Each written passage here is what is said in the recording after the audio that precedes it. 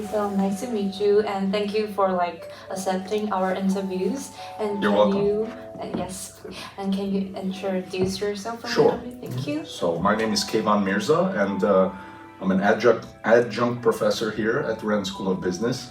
I've taught digital marketing and B2B marketing, but it's not really at all my domain of expertise. I have an engineering degree and an MBA, and I've worked in various corporate, let's say, jobs throughout my career.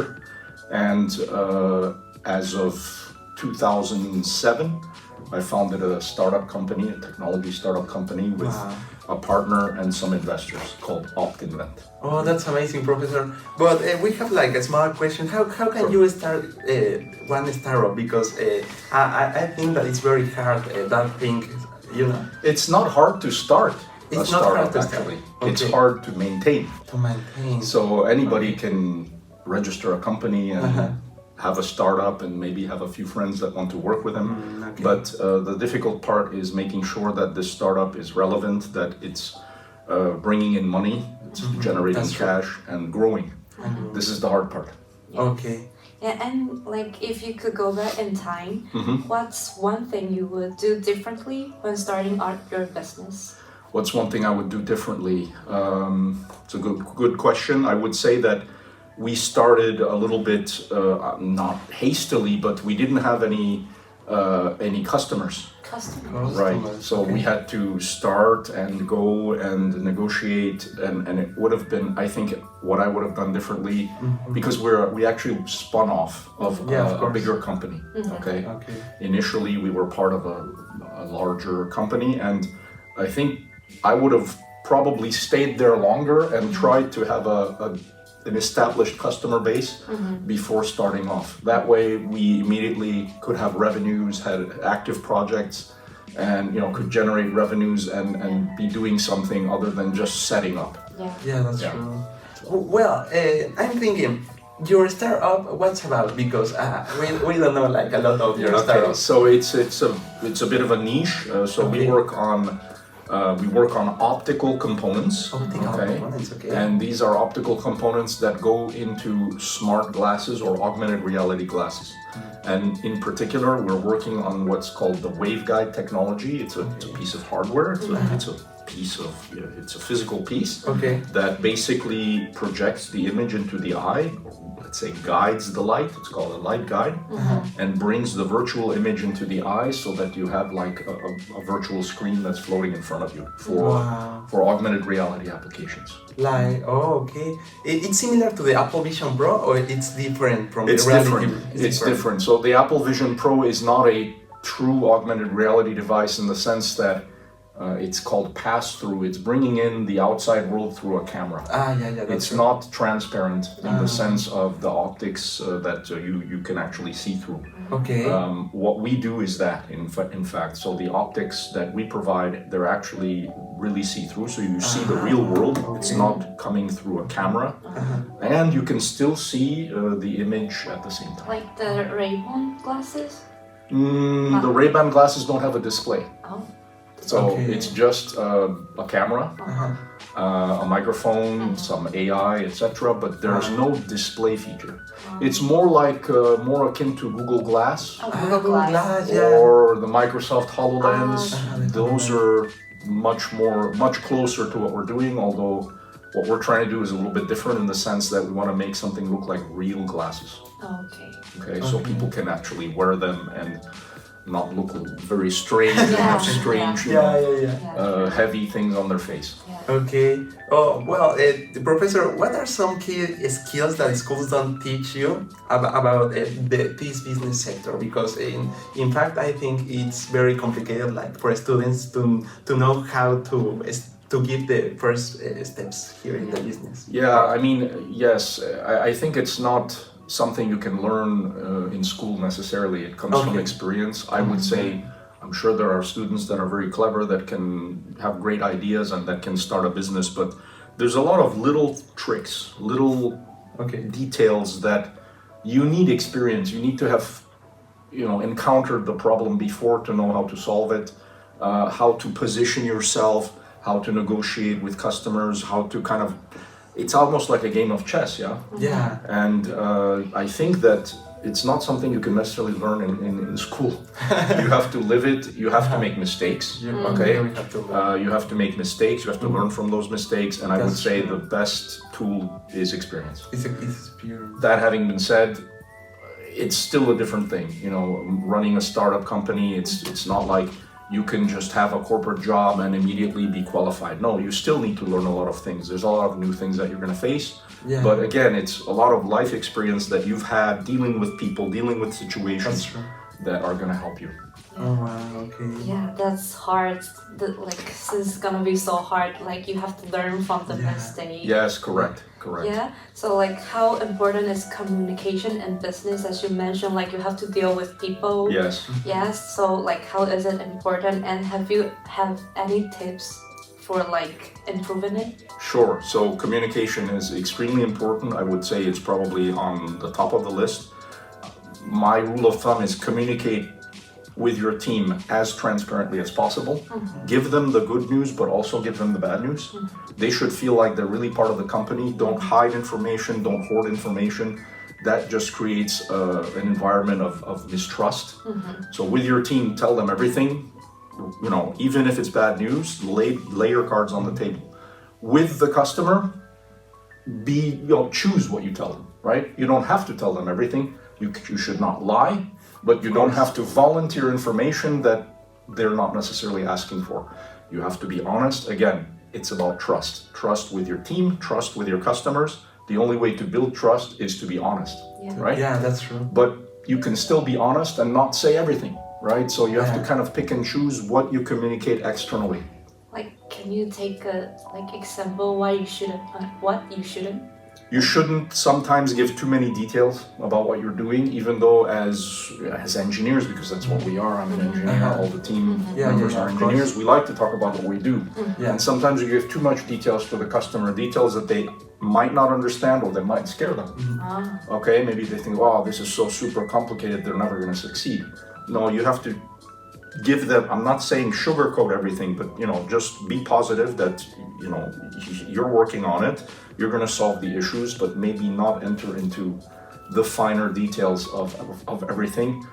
Certainly don't show all of your weaknesses. You can show some of them to get the customer kind of involved in part of your team, and maybe they also have some ideas, but don't share everything. Don't share all the details with the customer. I would say that's the key. But don't lie. Don't lie. Don't lie. Don't be dishonest. Okay. Also, I think you have faced many experiences. So, do you have one very hard experience in your business? Oh, many. Many. Okay. Too many to mention, but certainly we've had times where I see the cash, it's going down and down. We're close to death, and somehow we managed to land on our feet, and that's happened several times. Okay. That was hard to manage. That was, I would say, stressful, but that having been said, if you do that once, twice, the third time, you kind of say, nah, we'll figure it out. You kind of become a little bit less, you stress a little bit less. Okay. You're maybe a little bit more, I wouldn't say detached, but a little bit more relaxed. Of course. That somehow you'll find a solution, and of course you need to work very hard to find a solution, but yeah, that's probably the hardest thing I've faced, because it's an investment, a commitment, you have a team, and if a startup fails, it's huge for everyone. Yes. That's probably the hardest thing I've had to face, but knock on wood, we've never gone past that point, and we've always somehow managed to get over the hill. Yeah, it's normal, and that fear of lose the money, of lose all the work that you put in the company, exactly. I can understand. Losing your baby, and also yeah, that's true. There's a team that you're providing for, so to speak, and having to tell them, look, I can't pay you next month. Yeah. That's again, luckily we haven't had to do that. That's good. Yeah, that's good news. Yeah. So, what are some instances where your network has been beneficial for you? Sure. I mean, absolutely. Since from the beginning, we were able to raise money. We raised capital through investors that were part of our network that brought us other investors. So, from that aspect, it's very beneficial. And then you create networks. I mean, we've been doing this for a long time. So we've created networks within the customer with people that we've worked with, and they leave. Sometimes they leave their jobs and go to another company, and then they end up saying, hey, we've got a project that you can work on. So, it's a small world. And what's great is if you establish these relationships, again, going back to being honest, building trust, these people, when they go, they'll follow you, in other words, wherever they go, and they'll think about you, and they'll, propose projects, and you can collaborate with them. So, and then again, it builds up on each other. That person brings you other contacts within the new company, and so forth and so on. Yeah. So, do you think that people, it's important in your business? Because I think you made all your work with your friends, with your family. I think they support you a lot. Don't you think it's very important, or maybe one person can do the business by himself? No, absolutely. No. It's important. I mean, I would highly recommend not starting a company by yourself. Okay. You should have partners. It's very lonely if you do it by yourself. Okay. You need somebody as a sounding board, somebody who's also facing the same difficulties that you can, that can support you, and you can support them. And of course, so the network is extremely important. I don't think anybody would be or should be crazy enough to do everything by themselves. Yeah. Sure, you can be an auto-entrepreneur and have a small kind of service-related business, but for anything on a larger scale, it's not a one-man show. It's not a one. Okay. It's a team. Oh, okay. Oh, that's good. Thank you. So were you like a little bit lost when you first started up your business? A little bit. Yeah. I was completely lost. Really? Yeah, I mean, we didn't know what we were getting into. It was. There's a saying that says, starting a business is like, it's 10% idea and 90% craziness. Yeah. And it's true. You have to be a little bit crazy to just go out and start something brand new, especially it was a new paradigm. It wasn't like we were just improving something incremental on an existing market, which is fine. And I'm not saying that's not good to do. In fact, that's probably better to do because there's some market that's mature, and you can kind of, let's say, use that and build on it. But it's a little bit crazy to say, we're just going to do this brand new thing. And of course, I was lost. There's no manual that you can read that says, here's how you do things. Especially with what we were doing, it's a new paradigm. You're inventing everything. You're innovating every day. Again, not only on a technical level, but in every level of how you deal with customers, how you position yourself, how you do the marketing, how you communicate. And you're at first you're lost, but then again, you try things, you make mistakes, you learn from those mistakes, you improve, and then little by little you start becoming pretty good at what you do.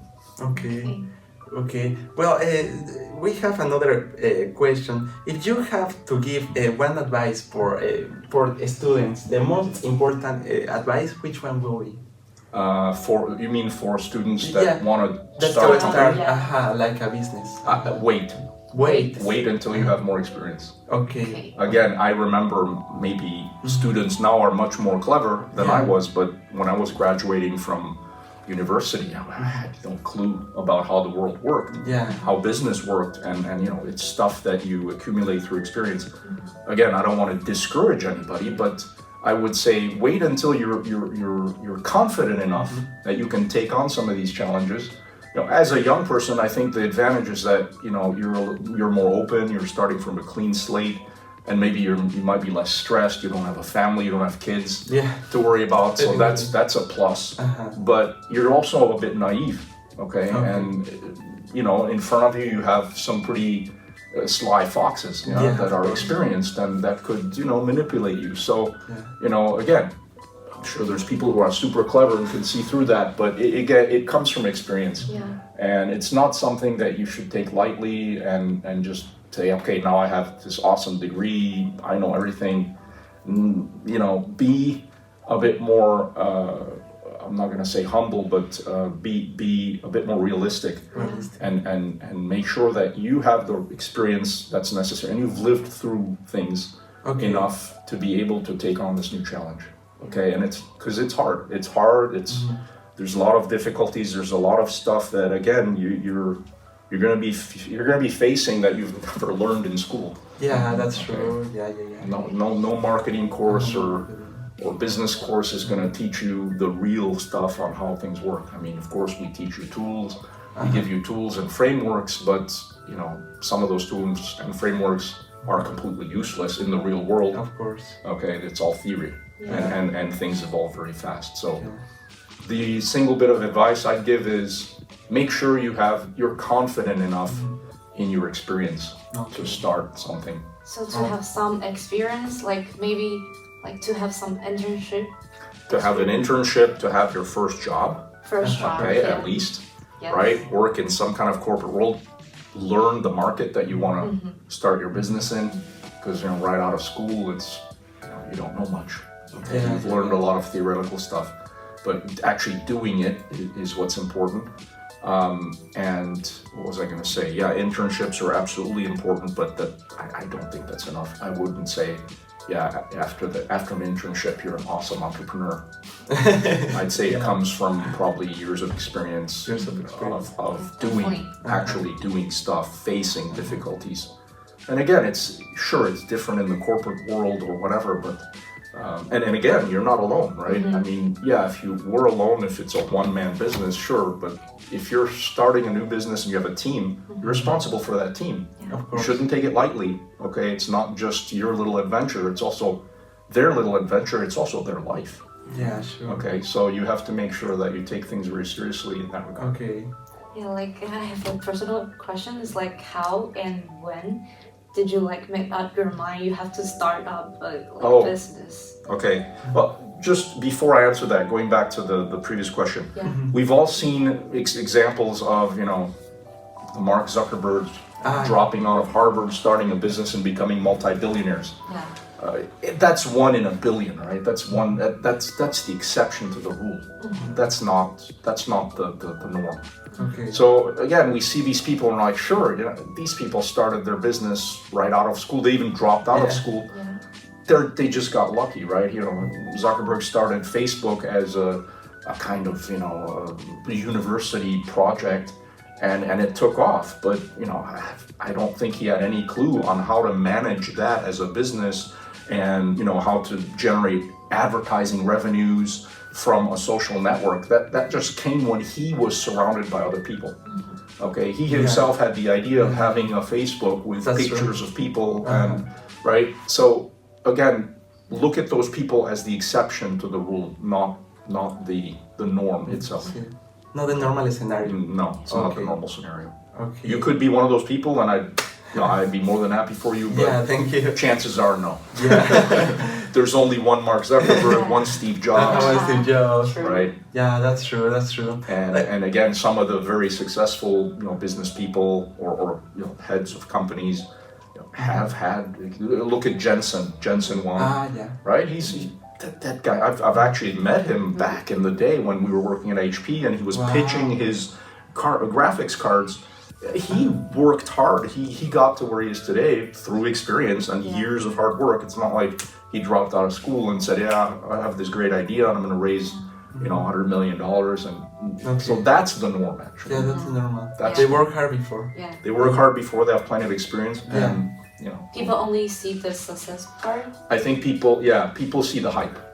People see the hype, the Zuckerbergs and you know, the various, you know, other kind of examples of these young folks that, you know, that have no real life experience, that have started these incredible businesses. But how many of those are there, right? Probably count them on one hand. And the majority of the rest is older people with a little bit more experience, right? That have these running businesses that are hard, right? What Jensen is doing for me is much harder. It's hardware. He's making chips. It's really super, super hard work. It's not a social network. It's not software. Although I have, you know, a lot of respect for software, it's a lot more difficult, a lot more complicated. and that's kind of the norm for me. It's not, you know, Okay, it's not cool. those kind of those outliers that we see that are hyped up. You know, it's all the rest. Sorry. So back to your question. It's really like how and when did you like? Okay, very easy actually. There was a precise moment, but that precise moment, there was a build up to that precise moment. So the company that we were working for, we were actually a team within this company. They were not investing in this sector. They had a strategy that we didn't particularly agree with. And we had this team of people, my partner and his team, that had a lot, you know, that were very qualified, that were very experienced in optics, that had a lot of ideas, that had a lot of, I would say, that were innovating. And we said, well, that's a shame because this is a kind of rare competency and this company isn't really doing much with it. So, you know, the wheels started turning, and I remember the precise moment. I was with my business partner in Japan. We were visiting a customer, and we were on the Tokyo subway. And you know, the Tokyo subway, you're standing there and very crowded, and I'm looking over to him, and he's like, what? Let's start our own company, you know? And he's like, are you serious? And I'm like, yeah, I'm dead serious. You know, what are we doing here? Like, you know, we're working for this company who doesn't even care about the future. You have a team, they're really good engineers. Of course. We should just go and do something ourselves. And he's like, okay, let's do it. Let's go. Yeah, that's right. And that was the precise moment when we had the idea. And I came back to the office. In 5 minutes, I made a logo for the new company, found a name, and it was like boom, boom, boom, and that was it. And then we spun ourselves off of the company with the team. Of course, the company that we were working for was very happy because we were basically taking people away that they wanted to downsize, right? So it was all good, and then we're like, okay, what do we do now? And then, you know, we raised funds quite quickly. We had a few customers, but it was I think it was a wrong strategy that we were implementing initially because we were just doing the same things we were doing at the previous company. And at one point we said, okay, we need to stop this and do something really more groundbreaking with a lot more innovation. Because you can do that as a big company, just kind of like business as usual, but as a small company, you really need to differentiate yourselves. Okay. That's why, by the way, startups are the ones who innovate the most because they have to. That's how they survive, right? Big companies have many different running businesses and they can just do incremental improvements and it's okay. But startups, they're alive to do big steps, right? Big innovation. Yeah. Well, also, do you have any recommendation for students, like some books, some stuff like to learn? No. Or no? Only experience. It's all about experience. It's all about it. Sure, you can read all the books from, and there's a list of, you know, books written by all the well-known, you know, authors that have had successful companies. You can watch movies about, you know, Steve Jobs and Mark Zuckerberg. I'm not a big reader of books. I'd rather watch the movie. But no, it's nothing can replace experience. It's not like I've seen stuff in these movies or read some articles and I'm like, yeah, that's exactly. It's never exactly the same, right? Your context is your context, and you know the details are completely different, and you know the situations are completely different. Sure, it could give you a kind of overall framework, but again, it's all in the details of how you manage the situation. So no, I don't have any recommended books or any mentors or thought leaders that I follow. Because they were not necessary. They've never experienced exactly what I've experienced. Well, that's true. Yeah. Right. So you mentioned like you were lost at first, but like how did you really like get yourself on the track? Because like when you start out, you're gonna be so like you have no confidence on yourself. So how did you like? So we fell and got back up, and we fell again and got back up. So it's like have courage to be fell. Yes, but have the courage also to get back up, and don't stay on the ground. Get back up and start running and learn from that mistake and pivot. And that's what we did. We pivoted. I told you about how we started with the kind of legacy products that we had from the company we worked for previously. Well, then we pivoted away from that into some other thing, and then we pivoted yet again to finally work on these smart glasses, because again, it's about where are the opportunities where you can innovate and differentiate yourself and add the most value. That's the key. If you're working on something that, there's X amount of competitors doing the same thing, and you're making incremental improvements, that's great. You're going to be fighting on the 10 cents to reduce the costs and stuff. That's fine. That's a business model in itself. But I would say look for something where you can make a big play, a big difference, something that's a new paradigm, some big piece of innovation that you can bring. It's the only way to really differentiate yourself. Otherwise, you're going to be lost in the crowd. And as a startup, you're small, you need to get mind share around what you're doing, and the best way to do that is to tackle a big problem. Of course. Yeah. And so going back to your question, that's what we learned. That was part of what we learned, is that we can't continue to do what this big company was doing. That's not a startup business model. That's a big company business model, and they can do that very well. And we need to do something a little bit more innovative and a little bit bigger, a little more differentiating. Okay. You have to find the big differentiator to make you stand out. I think this will be very useful for the students, because many students are thinking about to put a business, to think about an idea to sell, and I think this will be very useful. Thank you. Thank you so much. They should absolutely pursue those ideas, but make sure that you're in a position to pursue them all the way.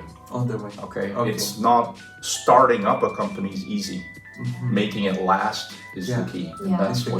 That's what you need to really be thinking about. Okay. And be quite pessimistic. It's not it's not like you're gonna start up and in a year somebody's gonna give you 100 million. Again, that's not the norm. That's not the norm. Thank you for your sharing. Thank you very much. Thank you so much. Thank you. Thank you.